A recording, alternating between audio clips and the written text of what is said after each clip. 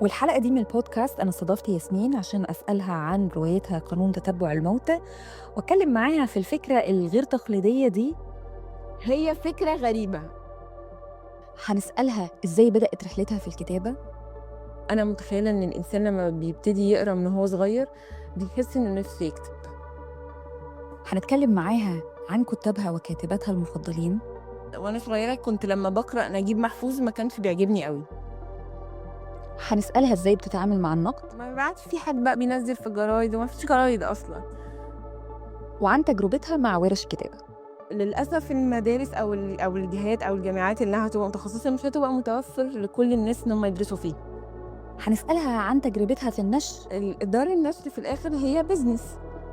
وهل سؤال الموت كان شاغلها هي بشكل شخصي، سؤال إيه في الموت بالظبط؟ لأن الموت فيه عدة أسئلة. وإيه رأيها فيما يشاع إن الكتابة دايماً شخصية، لا، هي الرواية كلها شخصية.